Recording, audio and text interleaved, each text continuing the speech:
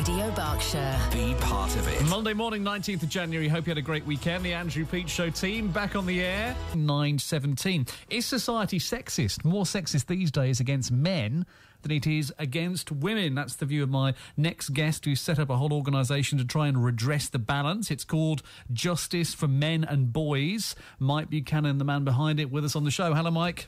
Yes, good morning, Andrew. What's the concern you have? How are men being so terribly badly treated these days? Okay, well, I should start by saying that that we're actually a political party, Andrew. Yeah. And in terms of how men are treated, if anyone looks online at our manifesto, they'll find 20 areas where men and boys are disadvantaged by the actions and inactions of the state, and there isn't a single area in which women and girls are disadvantaged. Well, talk me through, what's the concern you have? Because when I say is society sexist, people will automatically think probably we're talking about women being discriminated against. So set out the ideas that you've got. Okay, well, women are discriminated in no areas at all. On the contrary, they benefit from positive discrimination in lots of areas. But the sort of things that we campaign most about are things like fathers denied access to their children after family breakdowns, and which to our mind is emotional abuse of children, fathers and grandparents. If we take domestic violence, about 350 studies show that women are at least as physically aggressive towards intimate partners as men, or more so, and yet there's virtually no state support for male victims of domestic violence, and these things contribute to a male suicide rate which is 3.3 times higher than that of the female suicide rate. Isn't that because even if what you're saying about domestic violence is right, that men are less likely to be badly hurt or wounded by a female partner? No, that's a complete myth. The latest crime survey of England and Wales shows that men suffer in terms of both frequency of attack and severity of attack as women. Right. And do you think it is as frightening a situation to be in as a man, likely to be stronger than your partner, as it is for a woman? Of course, it's frightening, because I mean, what's a men to do? You know, if they reciprocate, then they'll probably spend the night in the cells. And we have cases on our website of men who were attacked by their. In the case of Ian McNichol, was attacked by a partner with a hammer. And left and is permanently disabled as a result. So are you really saying that isn't as terrifying for a man as for a woman? I'm not saying anything. I'm just asking you questions. So you're concerned about male victims of domestic violence and the legal process that will sometimes, after a relationship breakdown, restrict men's access to their children. What else is on the list? Education, boys. I mean, a lot of our female supporters are mothers of boys who they see very badly disadvantaged in a highly feminized education system, but it goes right through the system. So at Brunel University today, female postgraduate engineering students get nearly £23,000 more than male students, purely on the grounds of gender. Help me with this highly feminized world that you're worried that boys are growing up in. What does that mean? Well, it means, I mean, well, for a start, a lot of these boys are being brought up by single mothers. They then go to they then go to primary schools, which are, I think, 95% female teachers. In the secondary school system, it's about, I think, 65% now, these institutions are run very much along female lines. So today we find that 1 in 4 boys in British state schools are diagnosed as having special education needs. Which is just outrageous. I mean, the truth is, the education system is very badly failing them. Right. But just tell me what you mean by the education system is run along female lines. I hear the concern you've got about the consequences you perceive to flow from that. What are you worried about in terms of how the education system is set up? Well, going back, I think, about 20 years, there's been a gender education gap, and that came in terms of results and so on, and that came about when continuous assessment was brought in rather than the importance of exams downgraded. So it meant basically that female teachers were able to give higher to give better results to female pupils, and there's very strong evidence that they do that. When you say we're able to, are you saying that the system is set up, the coursework that was introduced is something that girls are better at, or are you saying that female teachers are specifically setting out to give girls better marks? female teachers do give girls better marks. There's plenty that of wasn't quite evidence what I to asked show you, though. that. Are you saying they're setting out to do that, as some kind of feminist campaign, or are you saying that the education system as it stands just favours the way in which girls learn best? Probably both, to be honest. But there is it's well known that there's an in-group bias in women which men don't have, despite claims to the contrary, and women will favour. Will favour females in all sorts of areas. We see that. So let's take it in employment. Women show a strong preference for recruiting and promoting women at the expense of men. So tell me more about this inbuilt bias that women have for other women that men don't have for other men. Well, I'm not. I mean, it's something that's been reported in plenty of studies. You must know about it. You've set up a whole political party off the back of it. So tell me about what you think that is.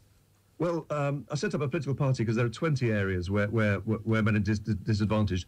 I really cannot. I mean, there must be thousands of studies underpinning our work, Andrew. I really cannot pin down every study at the drop of a hat. Oh, I was only asking you to justify something you just said on the radio, which is you said women have an inbuilt bias towards other women, where men don't do that towards other men. I'm not particularly arguing with you. I'm just asking you to justify what you just said. What makes you think that? What makes you believe it? Okay. Well, I mean, if anyone wants to read a book that covers this subject quite well, it's called The Woman Racket by Steve Moxon. Right, and you've read that. Sorry? You've read that, I presume. Yes. So make the argument to us then. Well, you asked me to point to studies, Andrew, and I'm saying that the studies are in that book. Right. But you can't make the argument for the thing you just said. I can't name the particular studies because there are thousands of studies underpinning our work. What is the worry you have about the impact of all of these concerns on men growing up? What is our concern? I mean, our concern is basically that men and boys are very badly disadvantaged, as I say, in 20 areas. To advantage women and girls. So, I mean, if you care for men as human beings at all, you should care that, that half of society is being very badly disadvantaged. And you've set up a political party. Is this part of the, the general election coming up this year? Is that the point of talking about this now? Yes. Well, we're standing in 3 seats in near Nottingham. And I'll personally be challenging Gloria De Piero, who's the Shadow Minister for Women and Equality. It's one of the most absurd job titles in existence. And do you think you're going to win? No, I don't think I'm going to win. But genuinely, though, because you would think if you can't win, then why bother standing? Well, to raise awareness, and that's exactly what this program's about, Andrew. That people do not understand at the moment that how badly men and boys are disadvantaged. So like all candidates, we're in it to win it. But it's a long haul. It's a long haul, and people are understanding that increasingly understanding that men are disadvantaged, and the male to female suicide rate differential has nearly doubled in 30 years, and that stuff doesn't come out of a clear blue sky. Mike, really interesting to talk to you. Thank you for coming on the show. Thank you, Andrew. That's Mike Buchanan. Get some reaction from you to what you've heard from Mike this morning. Society is terribly biased and sexist against men. Here's feminist writer B. Campbell. What do you make of what you've heard, B? Well, I've just got a book out called End of Equality, which is a review of where we're at in the world on the equality stakes, and he's wrong on everything. I would like to say, though, that there is something... I'm trying to be humane here. There is something interesting in the Mike Buchanan phenomenon. And maybe it's this, that what we see isn't evidence, because there isn't any. For him to say there's no discrimination is patently potty. Do you think, let's go through Mike's list. Probably the first thing on it might be the thing that rings so true with many people listening. It's certainly the thing of all the things that Mike mentioned we've had most phone calls about on this programme. Do you think the process of access to children when a relationship splits up is fair? I think that this gets to the nub of it. Something happens to men who either have walked away from their children or haven't attended to their children or have neglected them. Suddenly a relationship collapses and their access to their children is constrained, and they go to war. Right. Do you know what? But it can also happen, surely, that men are in a relationship that falls apart through absolutely no fault of their own, and they still have restricted access to their children. Oh no, what feminists want is for fathers to be more than providers, to be parents, active parents and partners. And, the evidence doesn't back up his case. Right. His case is blinded by anger and resentment. Do you see my point, though, that sometimes a relationship can fall apart and it may be no fault of the man's in some cases, and still the usual outcome would be that mum gets to keep the kids and dad gets to see him every other weekend? Well, they can... Do you know, I think what happens is that men become completely shocked by the amount of work that's involved in taking care of children, and they become completely shocked also at the difficulty of managing everyday life. What do you make of what Mike had to say about men being the victims of domestic violence and the fact that they're stronger than women being absolutely no help because they daren't use that strength whatever a woman does to them? Look, can I tell you what the evidence is? The evidence is that men parent children more and better now than they ever have done.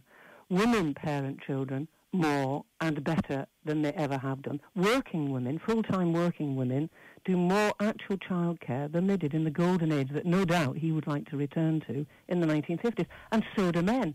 Men's participation in childcare, in dedicated childcare, has increased, actually not much, but at the rate of a minute a day per year, consistently over the last 30 years. Has Mike got a point, just thinking about the whole schooling thing now? He's saying that a lot of young boys are growing up in a world where they only come into contact with women if they're living at home with mum, if they have a female teacher at school, and therefore they have no positive male role models. Well, they're surrounded by men, but I'd like to know what being in a world where they're taken care of by their mothers and by women who are teachers, I would like to know what's bad about that. I think where he's wrong on his statistics is that once the relative privilege accorded to boys ended in our education system, the one that produced a situation where 1%, 2%, 3% of lawyers were women, 1%, 2%, 3% of doctors were women. Once all those bans and prescriptions were removed, what was revealed was that girls were at least as good as boys. And some men are horrified by that. And what about, just finally, I suppose perhaps the most striking thing that Mike said at all was that we live in a world where men are at all these disadvantages which he's listed, and that women are at no disadvantage in any area at all. What do you say to that? We only have to look at the evidence. Everybody knows that this is ridiculous. The thing that we learn from him is how angry and resentful some men are about everything. He didn't sound angry, to be fair, not in the way he presented himself on the air. Well, I'm afraid he does, really. The site of his resentment is a very familiar one. What happens when men get divorced and women... we don't know anything about his 2 divorces, and we don't know anything about why his 2 wives don't support his party, but we do know an awful lot about the shock that many men experience when suddenly a woman doesn't want them, they're furious, and suddenly they've got to take some responsibility for their kids other than just a wage package. OK, B, thank you very much indeed. Love to hear from you on this morning. Are you impressed by what you've heard from Mike, what you've heard from B, or by nothing you've heard in the last 10 minutes? My number's 0345 900 1041.